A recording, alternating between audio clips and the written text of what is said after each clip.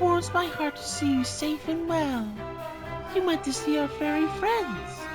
What word from them? Do tell. Indeed we did, and they were mightily pleased to hear that their married sisters had escaped their recent troubles unscathed. Thanks to you. We seek the fiend Mariella, who did lead the rabbit horde to your door.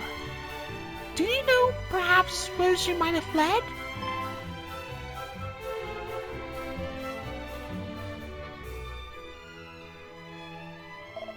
We, too, had pondered where that wicked creature might have gone. This brave young mermaid tracked them to where they turned tail and moved on. The far north is where they fled, back to the dwelling place. Hand me a map. I'll mark it. They might also give chase. 1,000 thanks. Fear not, your majesty. We shall batter and bruise that plaguey Mariella so thoroughly that she will never so much as consider frightening your poor subject again. Bold words, but do not think her merely full of fire and bluster. Take care. I sense in her power that precious few can muster. Nothing we can handle, I'm sure of it.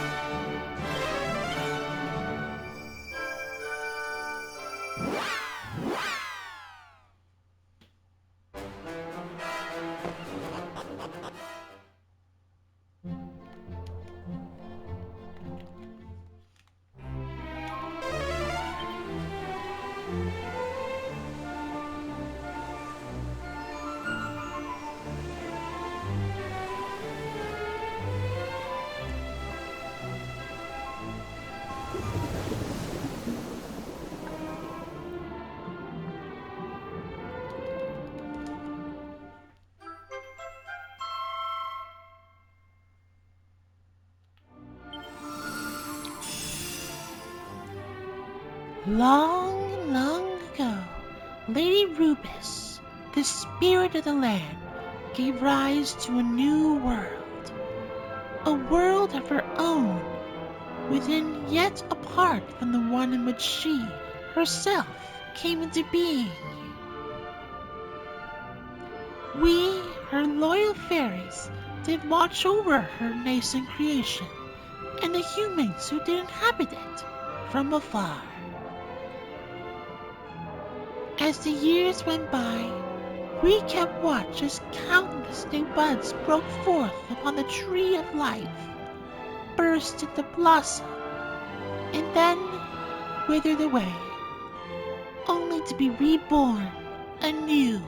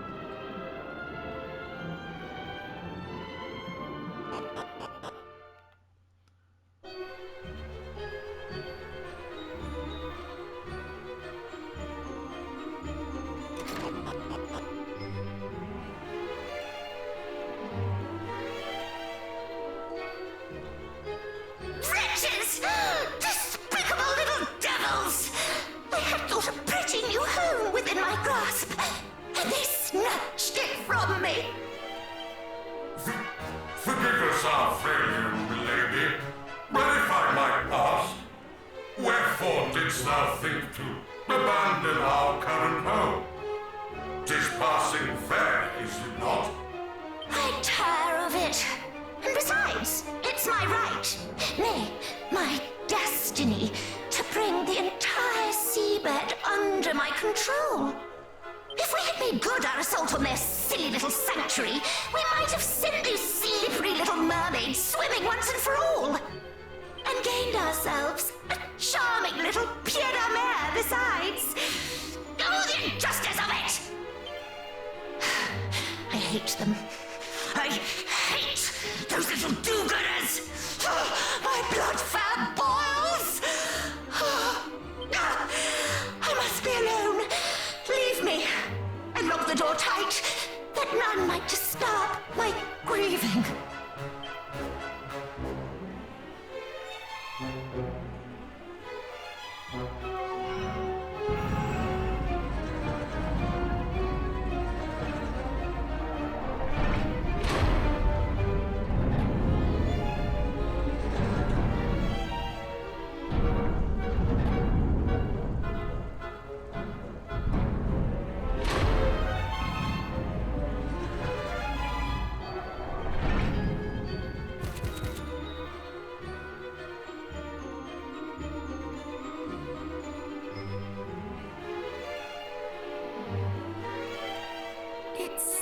We've hit the nail full square upon its head. She was indeed here. And she does indeed wear one of the sigils. Once again, cousin, you prove yourself perceptive beyond measure. You are very kind. But I fear that our having found one of the sigils will avail us little until such time as we are able to open this door. And I suspect that we will need all three of those strange carvings in order to do so. What is more, we cannot afford to dally in doing so, lest we forget we stand amid a den of fiends. Ha! I may have just the solution to that, friends. What I've decided to dub the Divide and Conquer stratagem. You've not forgotten, I assume, the descent that plagues the fiends' ranks. They may all be servants of Hargon, but they are certainly not all of one mind. You speak true, of course. Why, Mariella even presumed to ignore a direct order from Belial. Indeed she did, and it is precisely that descent that I mean for us to use to our advantage. What if, for example, Belial chose to punish her by attacking her home with his minions in tow?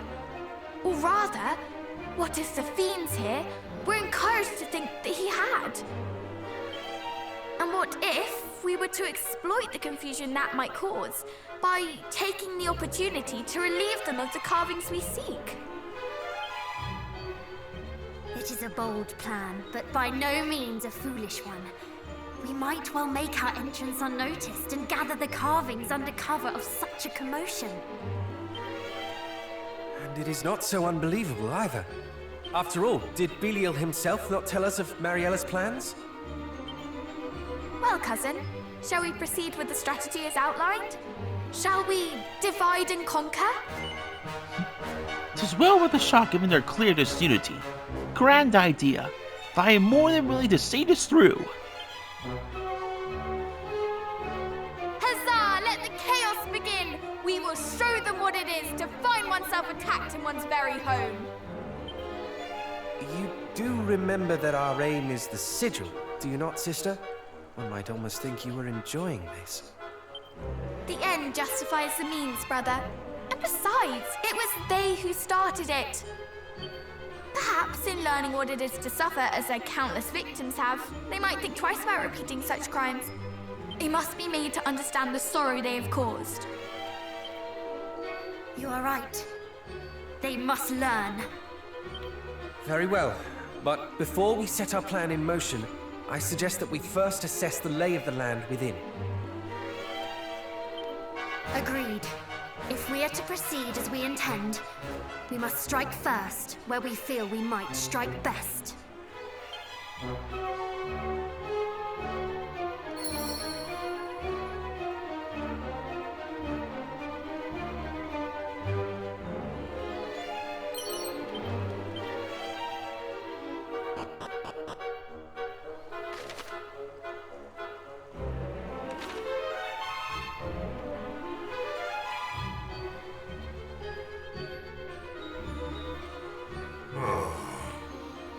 Would that I might convince the fair Lady Mariella simply to think a little more on her actions.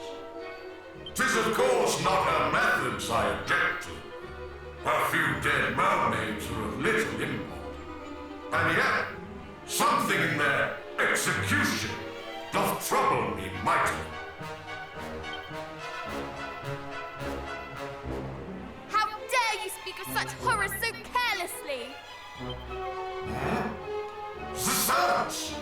How came you to be here in this place, humans? This is our home, our haven, our sanctuary. You shall pay the price for sullying it unbidden.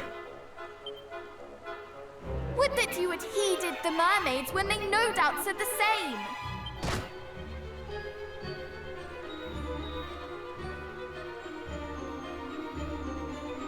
Did they too cry out in indignation as you do? And what did you do in return, I ask?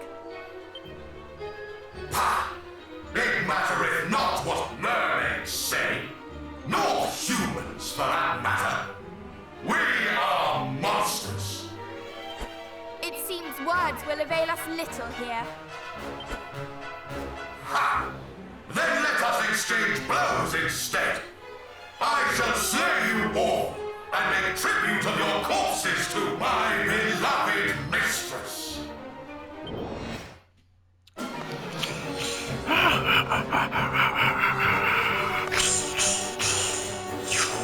Shining armors.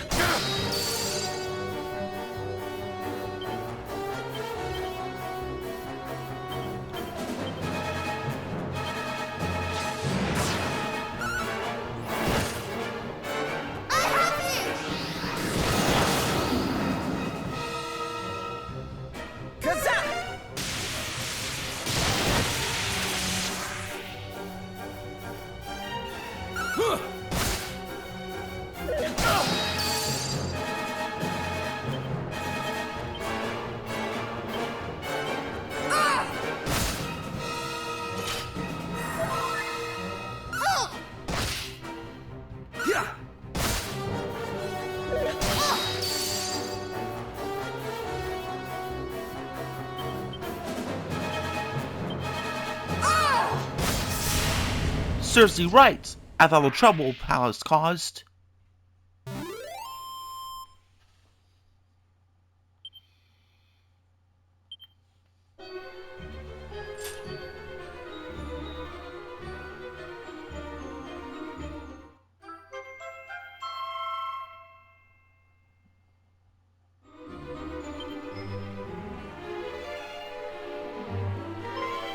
Behold! A speaking tube! The perfect tool for our little plan, would you not agree? Aye, that I would. I'll wager the Lady Mariella makes use of it to bark orders at her underlings. Then we must make the most of this chance while it presents itself. Come, brother! You shall play the part of Belial, and I shall play that of your miserable victim.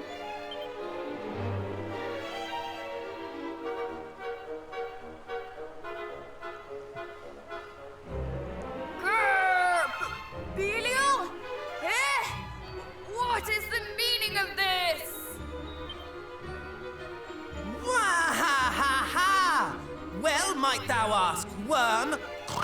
I, the mighty, nay, the all-powerful Belial, have come to crush your skulls and grind your bones to dust. And at my back stand all those who serve me. Every last one, a great mass of slavering fiends desperate for blood. Flee while thou still might. But resist or even hesitate, and not the slightest trace of mercy shall be thine.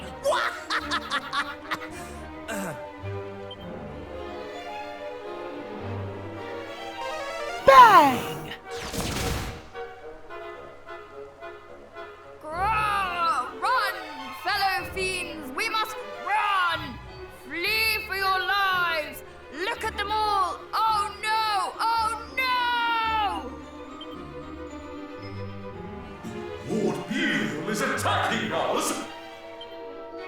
Alpha 5, brother. After all Lady Maria had done, if she who hath brought this punishment upon Alpha, then I, for one, shall not remain to suffer the bone-rattling she hath brought upon us. Nay, I mean to quit this place while I can.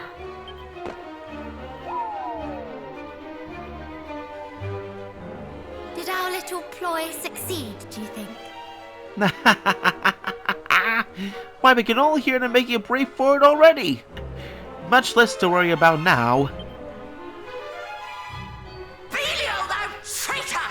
Thou scoundrel! This shall not stand! But we shall. Hold, my minions! Do not give an inch! At least not until I have made mine own escape. You might make yourselves of this much use to me, at least. Attempt to flee before me, and you will regret it. Mark my words! She is truly the worst, the lowest. And yet, in so being, she makes our work very easy indeed. That she does. Surely to hear their own mistress speak so will spread yet more turmoil among the ranks. And let her strike while the iron is hot.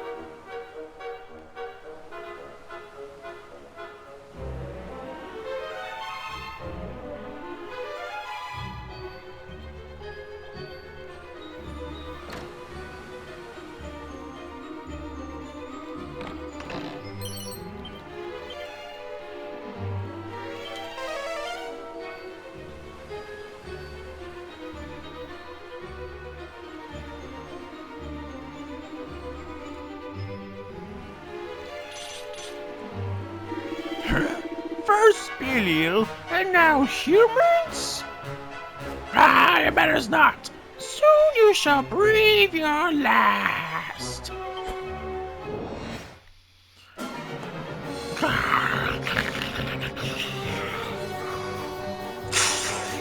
Astronauts.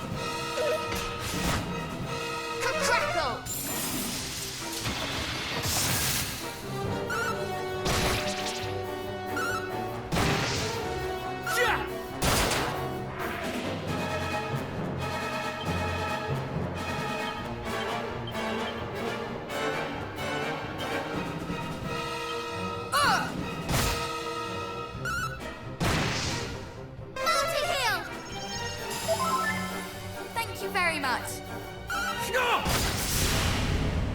Huzzah! Another symbol for the taking.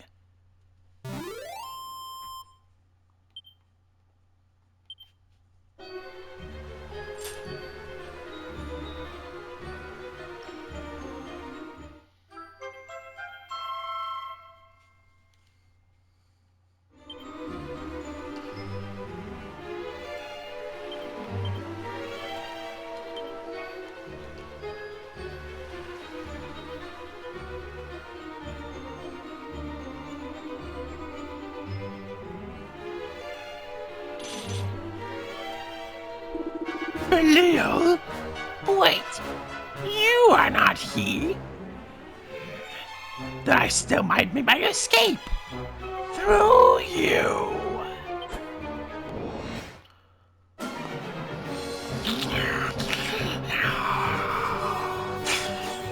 More astronauts.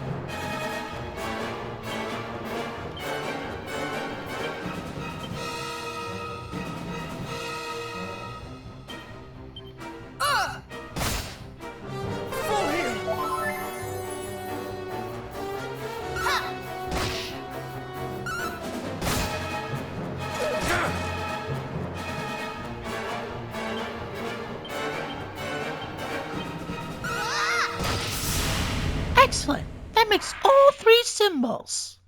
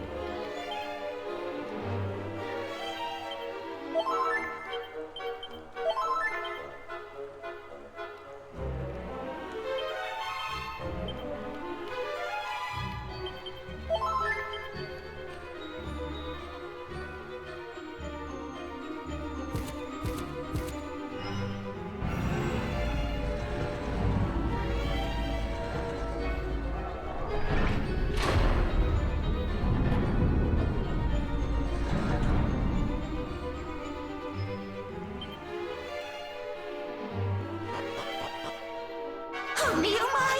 I must hurry if I'm to pack all my precious treasures and make my escape! This, and this most certainly, my pillows, my beautiful blankets, my... You care more for your belongings than those who serve you. Is it any wonder they desert you? Whence did you excrescences spring? And where is Belial? And what is the meaning of this? It was all a lie, designed to sow confusion among your underlings. What? And now, they leaving you alone and exposed. But they did not flee solely thanks to our subterfuge, effective though it was. No, they fled as much because of the mistreatment they have suffered at your hands. They were disloyal and disunified. Little wonder, since you treated them as naught but pawns. But now, O Queen, you stand alone. Oh, you plainly think your words right pretty, child, but you are nothing. Nobody! You speak as if I have need of those pitiful excuses for vassals! You will rue your hastiness in crowing, little one. Now come, and I will teach you. You ask why I mistreat those who serve me, why they are to me as so much refuse. 'Tis simple. I have need of none of them, of none save mighty Hargon.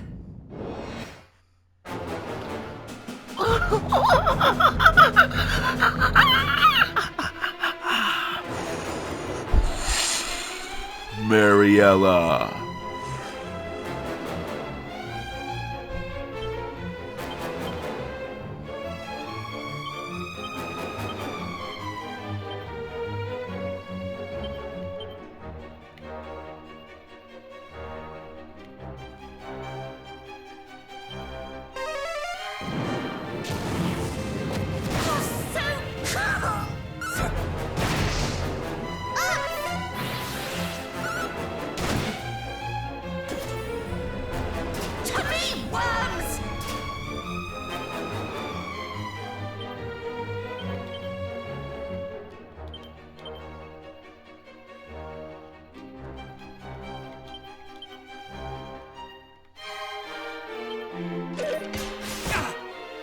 Here comes a cold snap.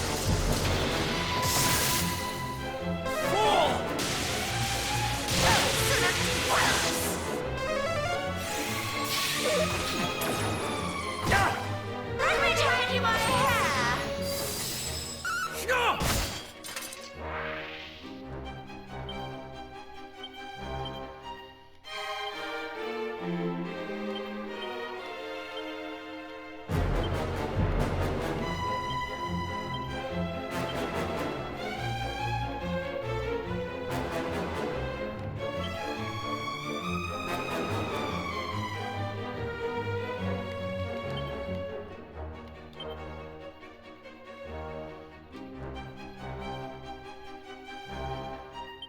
We will prevail!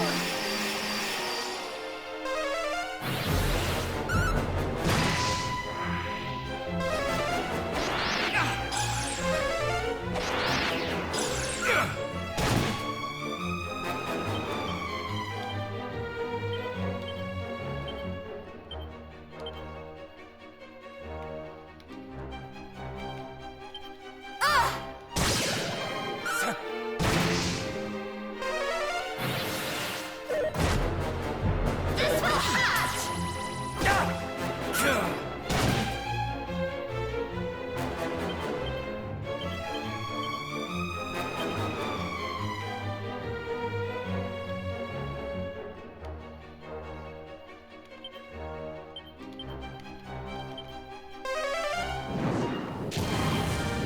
You're so cruel!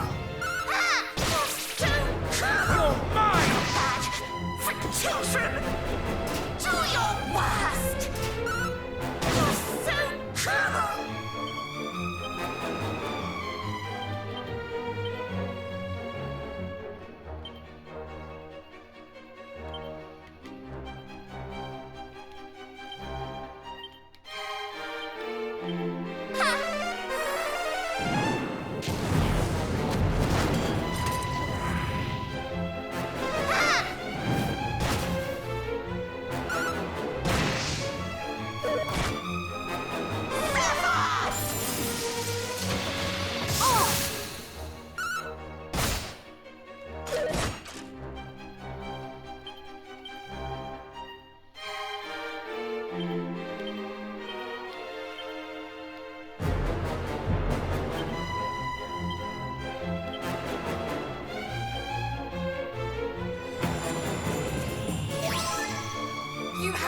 attitude.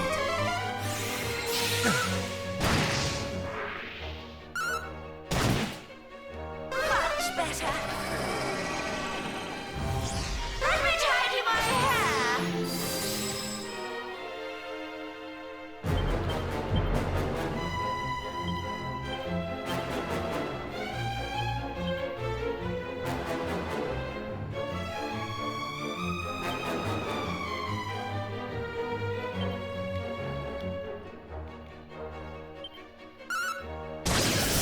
That's quite enough.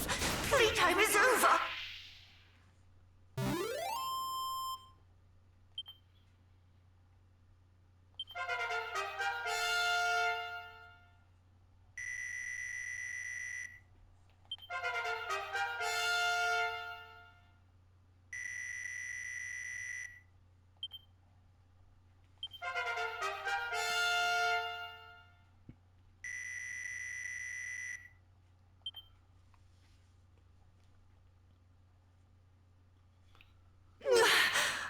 I yield!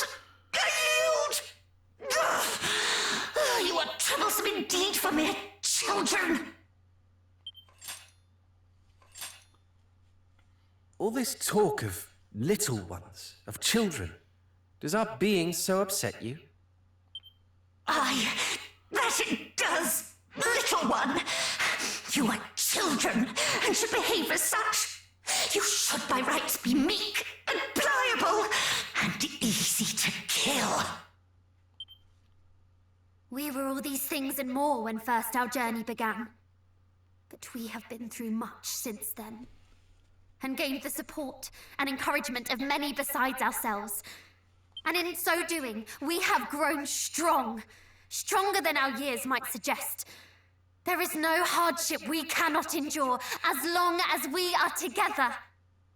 Hold your tongue, child, lest your silver spoon crack a tooth. Silence, witch! Hand us that stone that is pinned to your lapel. Do so, and we might yet spare you. Tis old thing. 'Tis merely a rock, child. Do you truly seek such trifling power as this? Can she truly not know? Is there yet more that was shared with Atlas and Belial, but not with her? Relinquish the stone, and we shall see to it that you come to no harm. You have our word. Oh, do I now? A lesson. You must take the things which you desire, and if necessary, be prepared to kill in order to do so. If not, how is anyone to know that you truly desire them?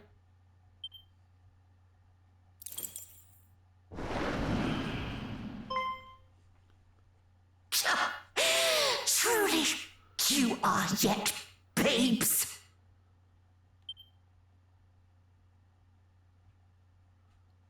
Oh, she escaped us once again! Perhaps she spoke true. Perhaps if we truly desired the sigil, we would simply have cut her down and taken it. What? Surely you jest. To strike down a defeated foe and engage in thievery into the bargain? I could never do such a thing. Could you, cousin? Is this truly the path we should have chosen? Why, nay. To do so would bear naught but dishonor for us heroes. Erdrick himself knew better than to stoop that low. Yes, good. She had yielded. It would not have been right.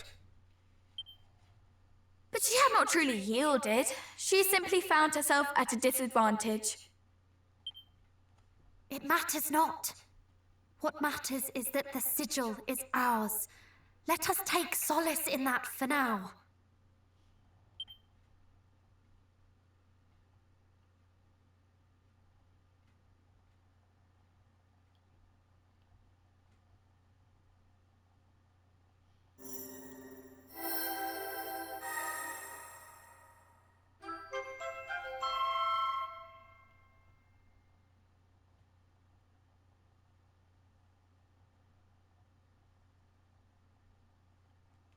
actually did it! Indeed! That was the final sigil! A job well done, if I do say so myself. I suppose we ought to pay the fairies a visit then. Yes, let us make for their palace.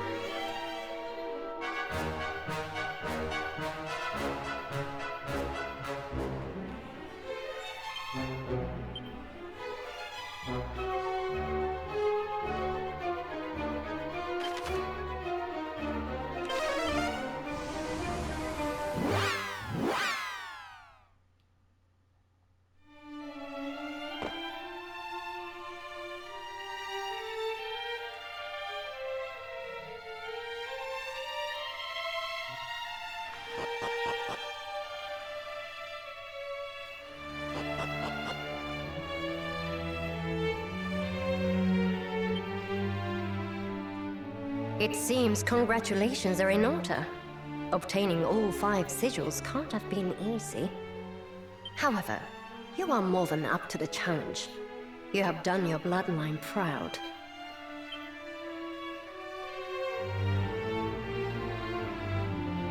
I was half expecting at least one of you not to survive this far. Well done for proving me wrong, I suppose. Now, it is only a matter of time till you awaken Rubis and put an end to Hagen's tyranny. But of how much time? It sounded as if we had a lot more to do when last we spoke. I wouldn't say a lot more. In fact, you're but a few short steps away from rousing Rubis. The first of which is to find the fairy flute. It is the only instrument in this whole wide world that has the power to reach her in her slumber. Where will we find this flute? Precisely where your ancestor left it. Erdrick used the same flute to awaken Rubis from her last slumber all those years ago. Apparently, he dropped it off in Cantlin when his work was done. Then we are to follow in Erdrick's footsteps. Indeed. Let us make for Cantlin.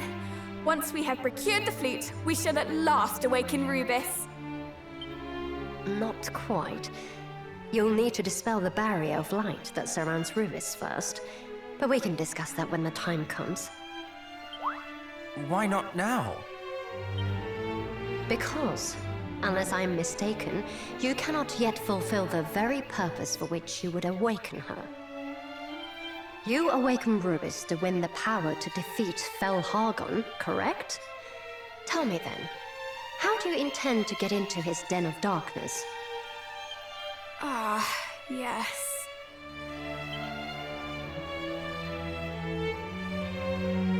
The so-called High Priest claimed the kingdom of Rendrak for his own long ago. It is far to the south of here, ringed all about by a range of 9 impassable mountains. Unfortunately for us, Hagon is no fool. He plots from the safety of his lair, sending out his minions to do his bidding. He knows venturing out into the world would only expose him to danger. If you mean to slay him, you'll have to find a way to get to him first. I see. But how will we even begin to find a way into a place where no human has set foot in decades? Why, by asking those who have. The monsters. Pray tell, dear brother, why a fiend would deign to aid us. Because we aided him. Let us make for Burrowell.